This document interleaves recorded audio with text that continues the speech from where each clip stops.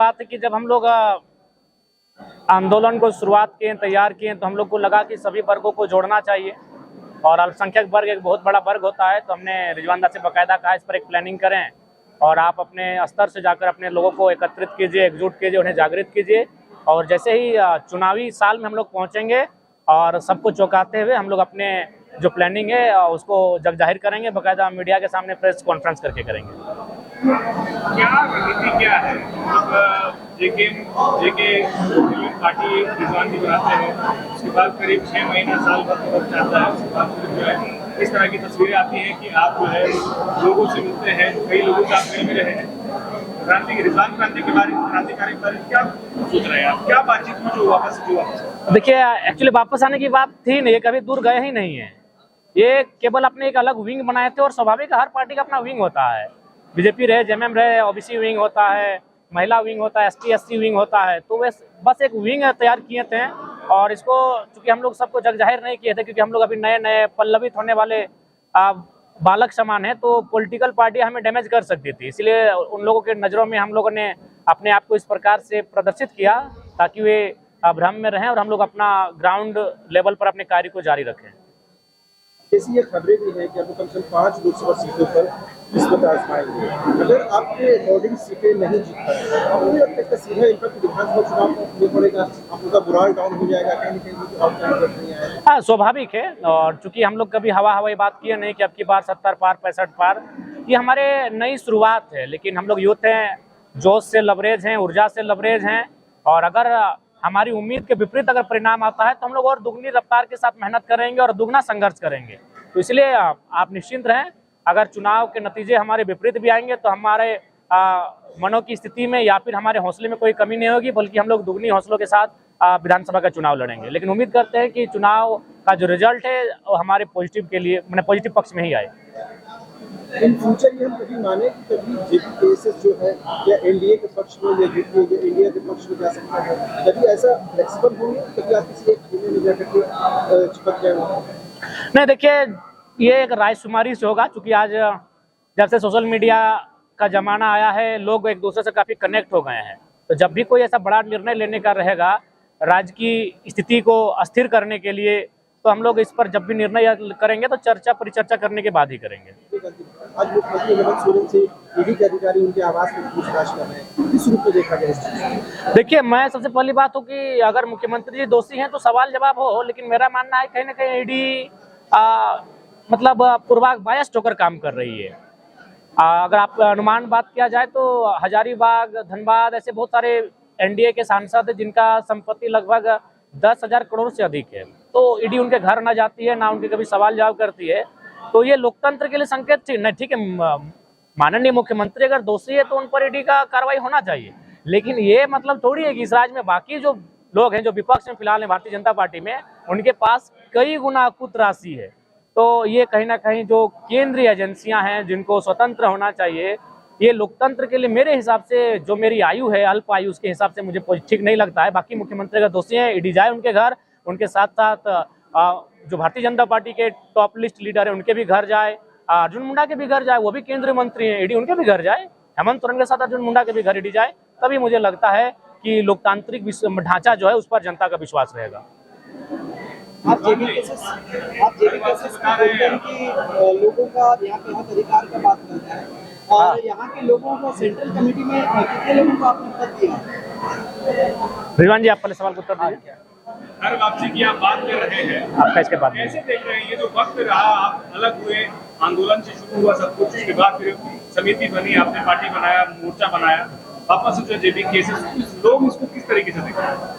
नहीं, आपने सुना, हमारे केंद्रीय अध्यक्ष महोदय ने आपके बीच में स्पष्ट किया कि हमारी जो वैचारिक बातें थी वो हमेशा कायम रही है और एक दूसरे के संपर्क में हम लोग लगातार है। क्योंकि इस राज्य को बचाने का निर्णय हम लोगों ने लिया है, तो राज्य के निर्णय के लिए हम लोगों को बहुत ऐसी बातें होती हैं जो पर्दे के पीछे रखनी चाहिए, सार्वजनिक नहीं करनी चाहिए। उसी का एक बड़ा सा ये पहलू था कि हमने जेकेएमएम का जो संगठन था उसको बनाने का काम किया और उसके माध्यम से अपने लोगों के बीच में हमने हमारी पूरी साथी जितने भी हमारे लोग थे, सारे लोगों ने अपने योगदान को दिया है और हमारे मुस्लिम वर्ग, जो कि एक बड़ा वर्ग है पूरे राज्य में, उनके बीच में गया और पूरे असल हकीकत क्या है राज्य के गठन का उद्देश्य क्या था और किन शर्तों के साथ में राज्य का विभाजन हुआ था और हमारे बिरसा का क्या सपना था, हमारे विनोद बिहारी महतो का क्या सपना था, इन तमाम बिंदुओं पर हम लोगों ने एक एक गांव के अंतिम व्यक्ति तक ले जाने का काम किया है। और आज फिर पुनः जब हमें लगा कि हमारी शक्ति एक बड़े रूप में आ चुका है, तो फिर हम लोगों ने फिर टाइगर से बात की और फिर आज फिर पुनः हम लोग एक मंच पर हैं।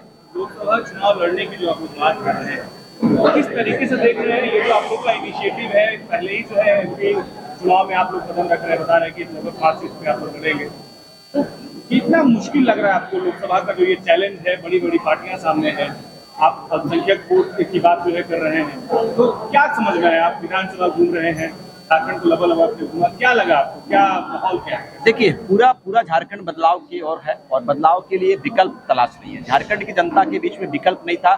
जयराम महतो और उनकी पूरी टीम को लोगों ने जो आशीर्वाद के साथ जिन आशीर्वाद को दिया, अपनी दुआ से नवाजने का काम किया, ये सराहनीय है। और हम लोग गांव के अंतिम व्यक्ति तक गए। सबों का कहना है कि राज्य को हम लोग मिलकर बदलेंगे और राज्य को उसी रूप में ढालेंगे जिस रूप में बिरसा ने डालने का एक बड़ा सा प्रयास किया था। और हम लोग बिल्कुल लोकसभा में, जिस तरह से दादा ने कहा कि लोकसभा में आएंगे, 5 लोकसभा का जो बात हो रहा है उस पर हम लोग आएंगे और बेहतर मजबूती के साथ में आएंगे। चाहे गिरिडीह का बात हो, चाहे धनबाद का बात हो, कोडरमा, जहाँ का बात हो, हम लोग बिल्कुल मुस्तैदी के साथ में आएंगे। हमारा एक बड़ा जत्था दिखेगा आपको, अल्पसंख्यकों का बड़ा जो ये जत्था दिखेगा और हम लोग इनके साथ में कदम से कदम मिलाकर चलेंगे और झारखंड को हम लोग एक बड़े रूप में ले जाने का काम करेंगे। जेबीकेएसएस के प्रति अल्पसंख्यकों का रुझान कैसा है? बिल्कुल बड़ा रुझान है।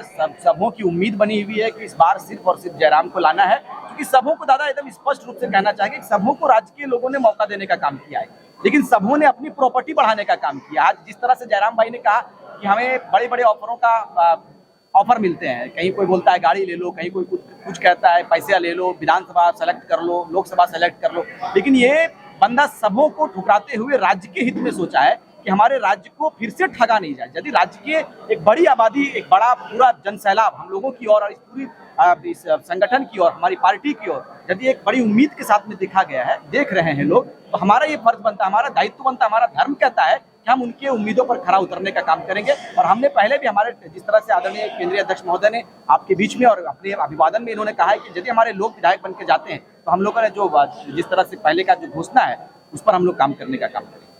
एक आखिरी सवाल, लोकसभा चुनाव में आपके मुख्य एजेंडे क्या रहेंगे? आप लोगों ने क्या समीक्षा किया? हमने शुरुआती दौर में कहा, अभी भी टाइगर का जो आपने अभिवादन सुना, संबोधन में आपने कहा है कि पलायन का जो मुद्दा है वो सबसे गंभीर मुद्दा है, विस्थापन का मुद्दा सबसे गंभीर मुद्दा है, जमीन का मामला है। आज हमारी जमीनों को मुआवजा नहीं मिल रहा है साहब। आप धनबाद आकर देखोगे तो हमारी जमीनों को मुआवजा नहीं दिया जाता और इतना कोयला निकाल रहा है कि दर्द आपको लगेगा। पीड़ित परिवार है, वहाँ ब्लास्टिंग होता है और गाँव में पत्थर आ जाता है। क्या ये तस्वीर है? ये तस्वीर नहीं होनी चाहिए। इसीलिए हमने दिल्ली का जो निर्णय लिया है, बड़ा चिंतन के साथ में निर्णय लिया है और बिल्कुल हम ये कह सकते हैं, उम्मीद के साथ नहीं बल्कि पूर्ण विश्वास के साथ इस बात को कहेंगे कि पूरे झारखंडी जनमानस का निगाह हम लोगों की ओर है, हम क्रांतिकारियों की ओर बढ़ा हुआ है और हम लोग उनके अनुकूल उतरने का काम करेंगे। हेमंत सोरेन कैबिनेट में 2 अल्पसंख्यक मंत्री हैं, एक अफजल साहब, एक आलमगीर साहब, क्या लोगों का काम आपको मार्ग नहीं है? डेमो है, वो लोग डेमो है। आपने देखा है कि उर्दू के मसले पर कितना उन्होंने मुखर होकर बात किया है।